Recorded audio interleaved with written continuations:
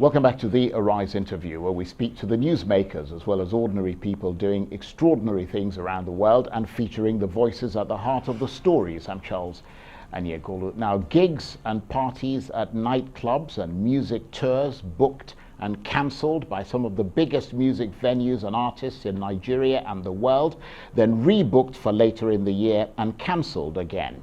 The impact has been profound, not just on the artists and fans, but for the owners of the concert venues and nightclubs. So are live concerts and the discotheque now gone for good?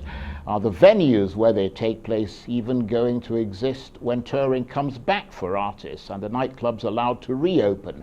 Are we going to pay instead for live music online? Well, for more on the fears and concerns of musicians and venue proprietors, I'm joined now in the studio by Shina Peller, owner of the Kpop nightclub in Lagos and member of the Nigerian House of Representatives, who also presides over the affairs of a record label and several music artists. Thank you very much indeed for coming in. It's a honor, Charles. We appreciate the time. And of course, the challenges of running a nightclub at a time of the pandemic. Tell us about that. Yeah, the challenges of running a nightclub and this kind of time, is something that is very, very bad on the business, and even the operators of the business. I can tell you that I do not believe that there's any nightclub owner that's been able to pay their staff for the past 6 months. So, which we definitely add, to the rate of unemployment in the country. And also, if such industry, the nightlife industry, not operating, for this amount of time, is sending a wrong message to the people, even to the night crawlers. The existence of the vibe and the experience that it gets, from the industry is fading away. So, it's been a great. But I mean, you do appreciate the reason why nightclubs are still closed, though, don't you? Yeah, in as much as we appreciate the reason that why nightclubs are closed, we need to understand the role that the business is playing in our economy as well. Because I can tell you that the entertainment industry is actually one of the most buoyant industry in the country now, and is still on the rise. So, and not just nightclub, if you're looking at, concerts, big parties, wedding, a lot of this has been, shut down. And I can tell you that it is more than the business. The business provides a vibe that cannot be explained. You would prefer to spend your time, at a nightclub that is packed than a nightclub that is scanty. And even after the nightclub are closed, they are going to be even after the nightclub are opened, they are going to be opened under strict guidelines of COVID-19. So once that is done, then it doesn't even still give you the vibe. The vibe so is my not fear, there. my fear is things won't come back to normal. And of course, you obviously have a lot. I mean, your nightclub Kpop is very popular in Lagos. I mean, it's regularly packed. Would you say that the fans that you're in touch with are suffering from withdrawal symptoms? I mean, No, yeah, as it is, that until we have been able to confirm that there's a vaccine, for coronavirus, a lot of people do not want to go there and expose they just don't have themselves, the especially when they have underlying health issues. Yes. So this will play an important role on what would able to see from the nightclub even when they are open. And looking at the entertainment industry as a whole, the nightlife industry is a thriving industry in the entertainment industry, that's generated over 500 million naira annually. Since the existence of Kpop, I can tell you that we have experienced over hundreds, I can tell you over 100 nightclubs that has opened, after the existence of Kpop. So you've seen the industry as been able to feel an influx of investors into the business, that makes the business to thrive. And right now, all these investors are crying home, with a great loss, not opening a business, for about 6 months. Imagine a business that's doing a daily turnover of like 5 to 10 million and is shut down for 180 days. So this is, a great setback. It's hurting, basically. Yeah. But I mean, there are creative things that, because you're not just involved in the nightclub business. You're in the music business as well, aren't you? I mean, you were operating a record label. You've got artists under your belt, and I presume those artists need like live appearances and live performances in order to also, recoup the investment that you've put in them. Yeah, that is exactly what I'm saying. If I'm sure you must have attended, concerts, from of course. major. I love concerts. From major, performing artists, and I can tell you that we've not seen one of that in the last 6 months. Although artists have been trying, to take their craft, to their various fans through online. Yes.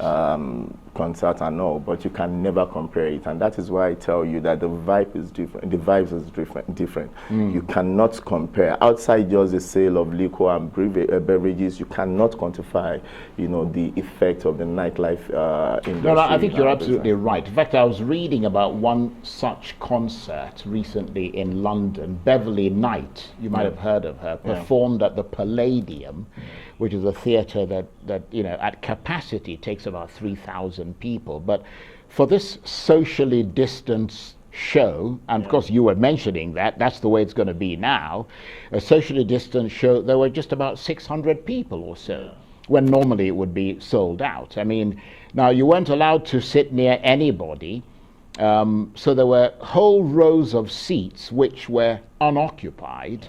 So people would sit 6 or 7 rows away from you, but not in your eye line.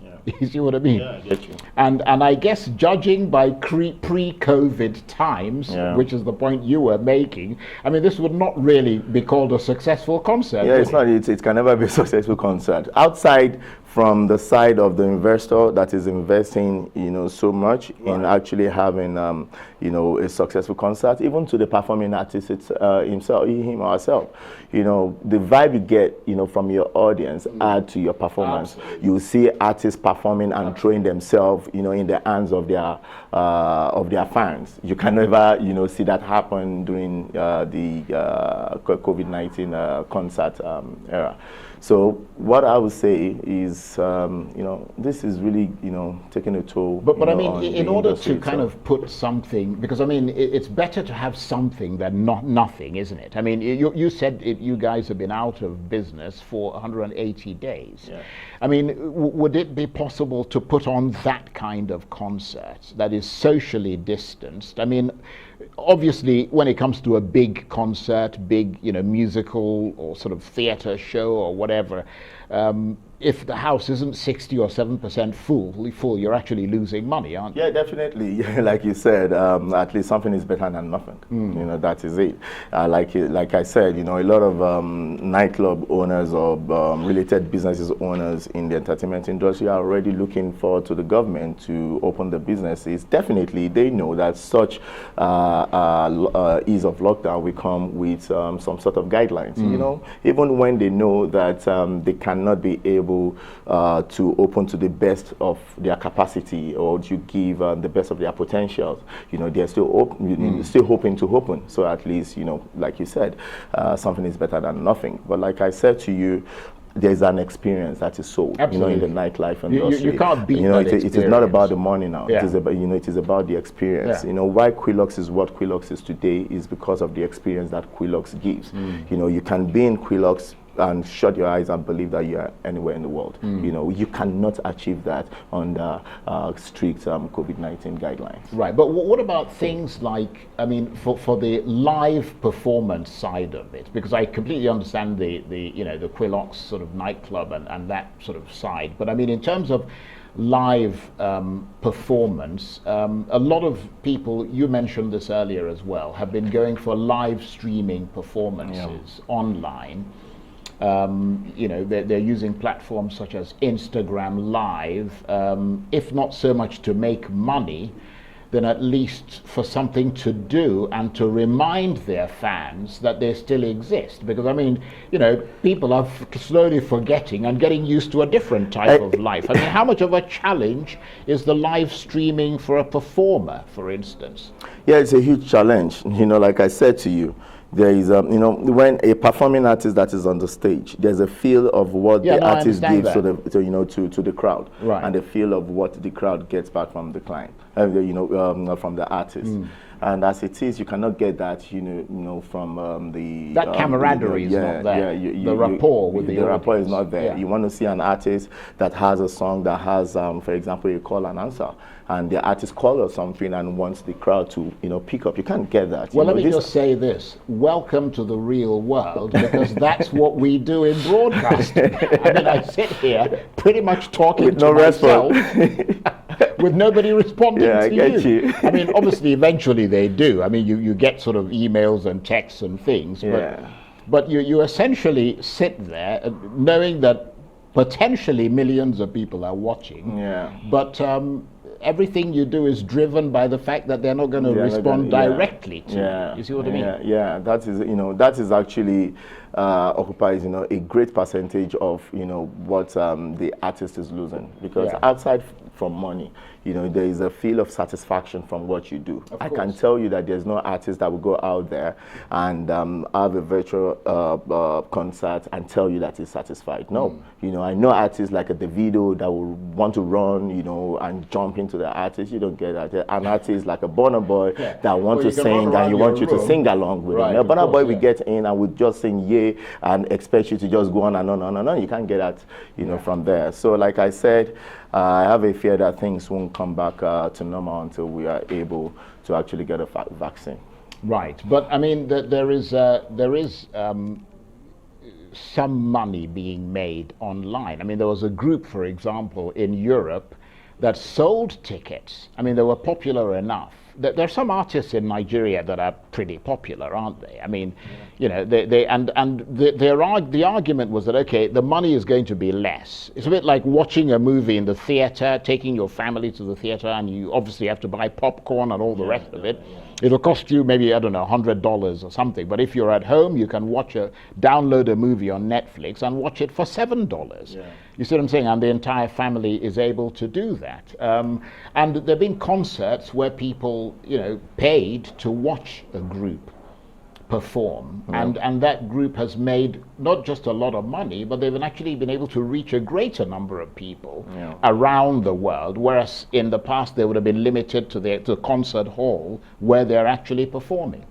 I agree with what you've said. You know, we said, you know, everything adds an advantage and also a disadvantage. You know, from the point, you know, that you're looking at it, the artist can be able to reach more people, but trust me, you cannot still compare, you know, you watching somebody live to watching somebody. No, I understand that, but in terms of the financial aspect of it, can you stage something like that and charge people money, and would people in Nigeria? Yes, you can. You can do that, but especially our system, we need to have a system that provides for that already. Right. But unfortunately, you know, our economy in Nigeria is so bad that has not been able to provide such support, you know, to the entertainment and media, to the media and entertainment industry to be able to achieve, you know, the kind of success that, you know, artists abroad will achieve when they do that compared to Nigeria. Right, but I mean, you've got, like, you know, a medium to do that. You've got a medium, you've got a medium to do that. We do not have a policy or system to support it. And that is one of the reasons that I think that it is best, you know, for us at this time to start to look at providing necessary support or a kind of a robust framework, you know, for the entertainment and media industry. Okay, well, let's talk about that framework when we come back. You're watching the Arise interview. Plenty more still ahead as we continue our chat about live music and the nightclub and entertainment in the era of the pandemic. Stay with us. Welcome back to the Arise interview. I'm Charles Enyegolu. Now, live music and the nightclub are probably going to be one of the very last activities that come back into our lives. In the interim, live music online has become a temporary way of generating revenues, and doing live events online has, in a sense, become a way of democratizing and globalizing live music. But what about that magic of liveness, which is based on human connection, to be in the presence of another human being who you consider to be a supremely talented musician, who you know can touch your soul in a way few others can, to be in a room with that person or that band where the talent is transmitted, is, to say the least, unique. Well, one person who knows about both live music and the discotheque from an inside point of view is Shina Peller, owner of the Quillox Nightclub in Lagos and member of the Nigerian House of Representatives, who also presides over the affairs of a record label and several music artists. And Mr. Peller is still with me here in the studio. Thank you very much indeed for staying with us. And before we talk about the other things that you do, just very quickly on that issue of going online, I just found the notes I was looking for. There was a K-pop band, you know, K-pop from South Korea and all of that, which is it's a Korean genre of music. They did a live streaming show recently and sold for live streaming a whopping 753,000 tickets at $30 each. And they made over $20 million in one day. I mean, you couldn't do that with a live concert, could you? You see what I mean? Yeah, you can't do that with a concert, but I can tell you that we have talented artists in Nigeria that can achieve that as well. If you know, the system provides the support for them to be able to achieve that. They say to whom much is expected, much should be given. You know, so well, now you have to start adapting, don't you? I mean, what if the nightclubs don't open for another year? Yeah, but or something. Yeah. But you know, the entertainment industry is a broad industry on its own, and I want to tell you that I believe that it's high time that our government look into our media and entertainment industry to do a proper reform. Well, you're part of the government. Yeah, I'm part of the government. I'm one of 360 members of House of Reps. And I'm sure if you look at the proceedings of the plenary, you can see that after every particular issue, there's a question, you know, from the convener, from the Speaker of the House, that says if you are in support, you should say if you are against, you should say nay. So, you know, when the majority says aye, you know, the ayes have it, but it still doesn't mean that you do not have your individual opinion. You know, so when you say you're the government, we're just, you know, a fraction of the government. Yeah, you're a minuscule part of a bigger, you're a small cog in a big wheel. But I mean, I understand you're pushing for things like Ministry of Entertainment, because obviously you have the advantage of straddling the two sides. You know what entertainment is about because you're in it as a business. But you're also in the House of Representatives. Apart, you know, with what you said makes a lot of sense.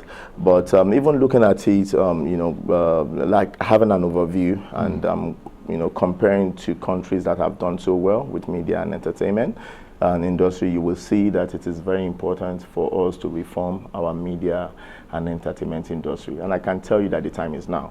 I had an interview session with CNBC Africa, I think about 2-3 months ago, when I think that was when at the beginning of the outbreak of coronavirus, and I said to them that I see this as a blessing in disguise for Nigeria, and it's truly a blessing in disguise for Nigeria. I will compare the effect of COVID-19 on citizens. We can see the number of deaths compared to what we have in Nigeria, you know. But I believe that looking at you know, at our economy, our government is in the position of reviving and diversifying our economy, and I believe it's high time for our government to look inwards, to look at its citizens.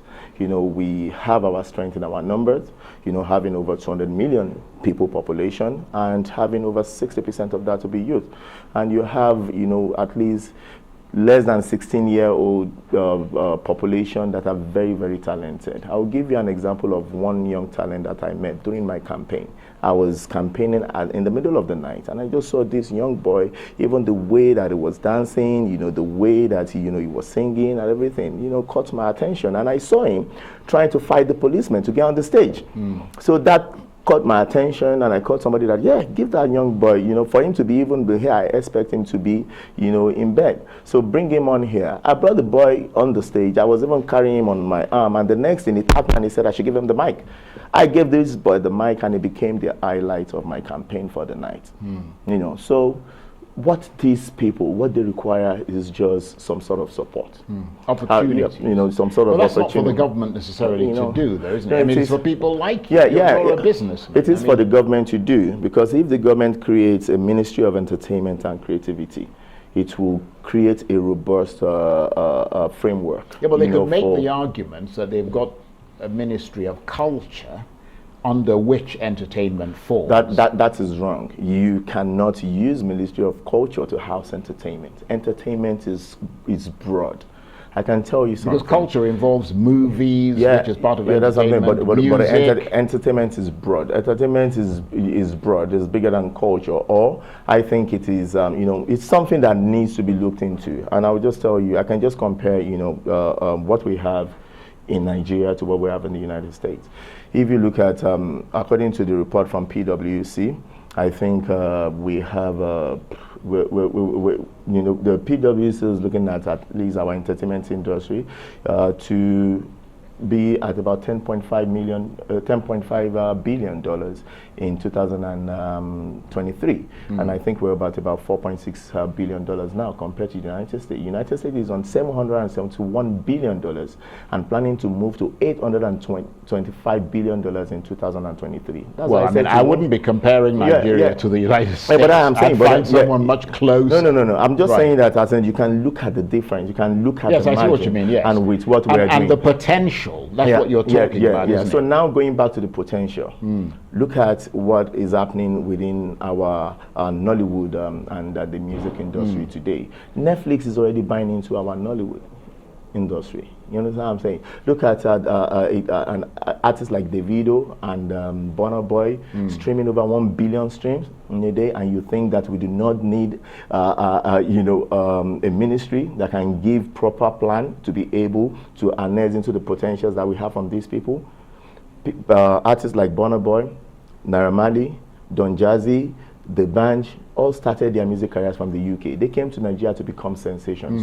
thousands of Burna Boy that we have in Nigeria. But they did it without a Ministry of Entertainment. So that is the more reason, because we have thousands of Burna Boys, thousands of I understand that, in our system but that a lot are of not people, be given the opportunity. No, I agree with what you're saying. Certainly the opportunities are not there. But a lot of people will say that what Nigeria needs is less, not more government.